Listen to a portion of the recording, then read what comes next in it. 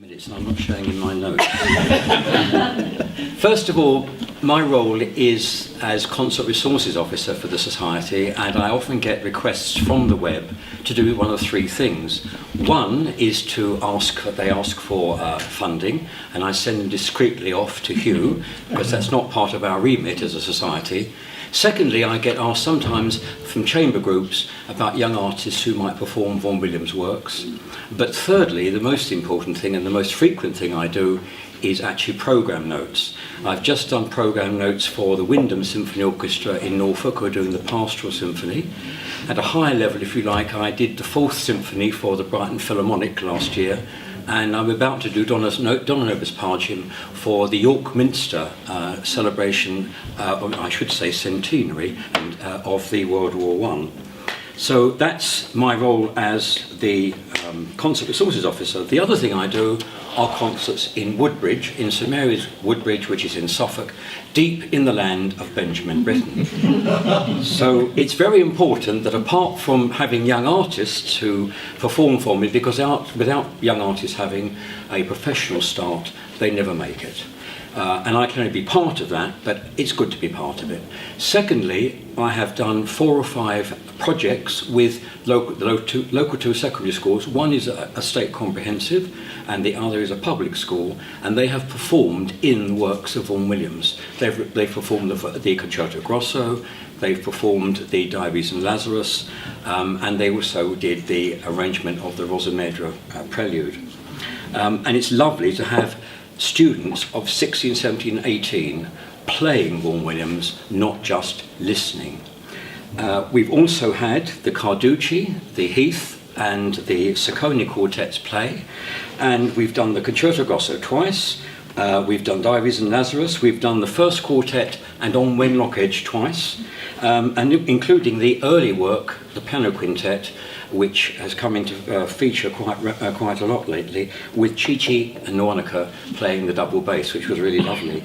But the crowning glory this year was that the concerts themselves, all 3, had Vaughan Williams content, but the greatest, and I think the most significant, was to have Roddy Williams and Ian Burnside. Ian Burnside's actually one of the patrons of the concerts, and we had the 6 songs, Butterworth songs, from A Shropshire Lad, other songs from First World War artists, poets and musicians, and we finished up with songs of travel. The church was packed. It was a wonderful occasion. I was grateful that John was there. What was really lovely was, although he's an RVW fan, Roger Wright from Auburn Music bought a ticket and came. Thank you. Well, I won't do this in French, I'm tempted to, but and we, a bit conscious of Brexit, we decided to move the editorship over to France just to make sure we didn't have a problem after next March.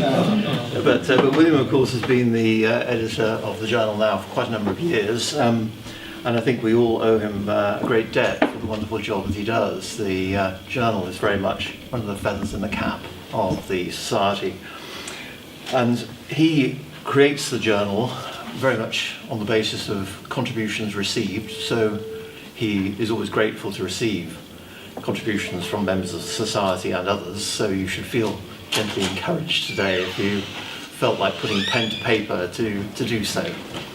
I think he retains the overall editorship and control, which is obviously an important thing, so if people sometimes go on too long, he's conscious of that and tries to make the articles of interest.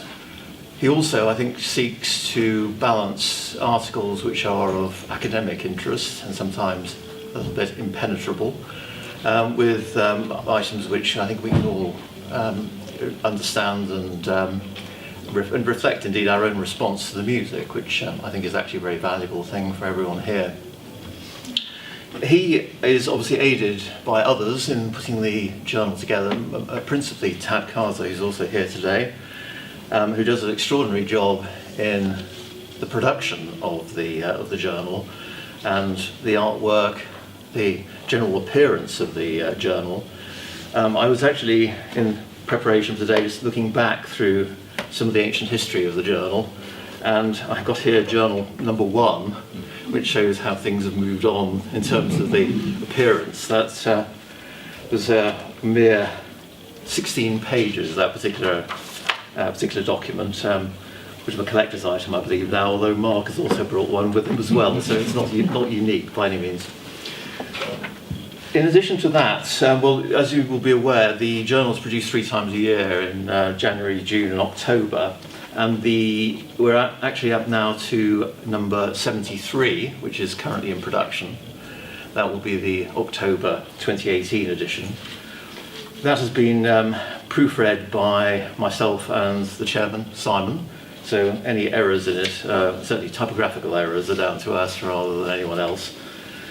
That, I believe, speaking to John yesterday, is now in production, will be printed next week, I understand, and therefore should be coming through your post boxes very soon, probably the early week after next, I would say.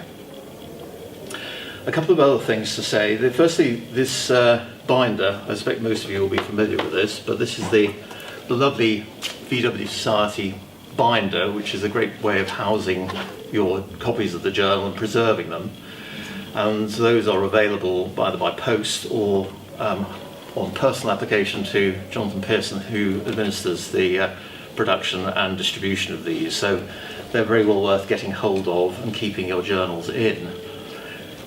For anyone who's joined the Society more recently than being a founder member, you can actually now access the first 40 journals online at the Society website. So those are there under resources in, I think, PDF format, and they are in fact a remarkable resource and a very good way of spending an idle hour if you happen to have one. I was again just paging through some of the early editions here, and this one, for example, caught my eye from edition number 2, which for anyone who can't see it says that RVW is sadly ignored at Lethal Place. Well, you'll now know that that isn't the case. Another, just on the next page, I won't go through the whole thing, John. There's an extremely interesting letter here in the second edition from the late Roy Douglas, who of course was VW's amanuensis and collaborator later in his life, in which he makes a plea for all of the early music not to be revived, calling it embarrassingly feeble, and a quite extraordinary article here by him, suggesting that none of the stuff that was in the British Library should see the light of day. So I think, again, an interesting perspective, and to some extent just going back to the mid-90s when these editions were published, it just shows how much has changed, and I think the Society itself can take a lot of credit for what's happened in the meantime. Yeah. Thank you. Well, I'm your Publicity and Events Officer. So what I do is I undertake research and coordination of the occasional e-newsletter, primarily. So I aim to share related information about concerts and events, primarily with the membership. So if you're not receiving the e-newsletter and would like to, please let anyone have your email address. I also run the Society's Twitter and Facebook pages, and this is also useful for sharing last-minute information and also linking to radio broadcasts. As far as the publicity is concerned, I aim to obtain free adverts for the Society through concert programmes. We distribute membership leaflets at concerts and events. So that's all that activity is ongoing. And then I occasionally organise events for the Society. The next event is a date for your diary and is likely to take place at next year's Three Choirs Festival in Gloucester, and the date is the 2nd of August, Friday 2nd of August. That will be a Society tea and talk, and we hope we'll be able to get David Owen Norris to come and speak to the Society, and that will be before the performance of the Sea Symphony in the evening, which will be performed by the Philharmonia Orchestra with Garrett Bowen, conductor. So 2nd of August. Quite interesting to see what David Owen Norris is doing, actually. He's based down at Southampton University, and he's in the middle of a series of Vaughan Williams related events, So I do have the details for you if you're at all interested and can make it down to Southampton. But he's already done one on the Lark Ascending and Floss Campi with Lawrence Power recently.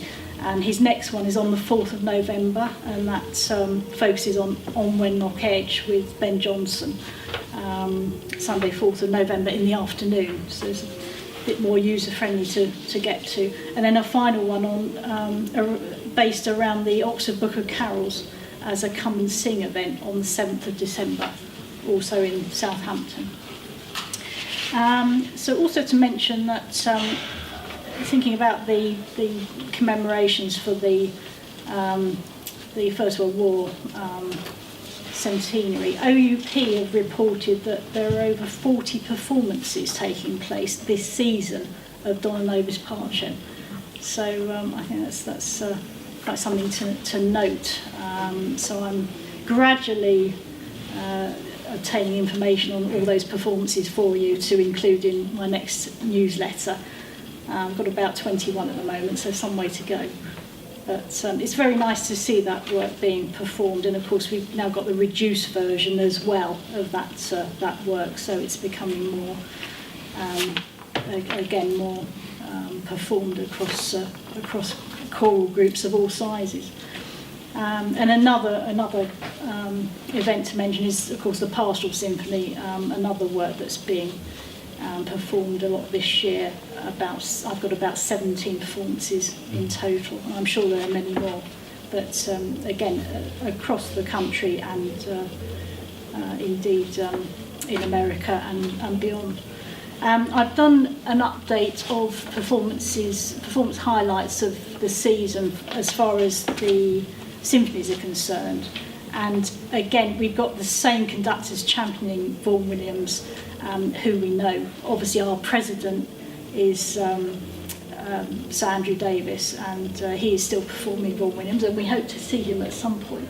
At some point, it's becoming quite difficult to find a date that works. He's a busy man. We are trying. Simon Coombs is working hard on that. Yeah, so I'm sure we will see him. I mean, the others are, as you know, Sir Mark Elder, who is coming to the end of his symphony cycle. Andrew Manzi, who's doing a phenomenal job. He's such a fan of Vaughan Williams, and anyone who was in Liverpool a couple of weeks ago for the 9th Symphony, he gave a wonderful pre-concert talk. In fact, he actually mentioned the society.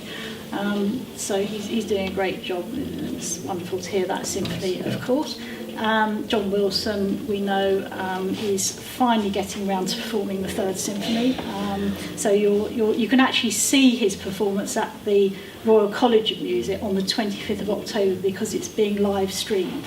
So if you can get online, go to the Royal College of Music website.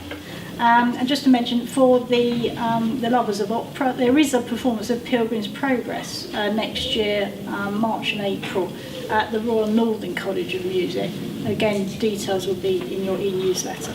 But do let me have any feedback. And as I say, you can always share information that you have on social media feeds through the Society's links.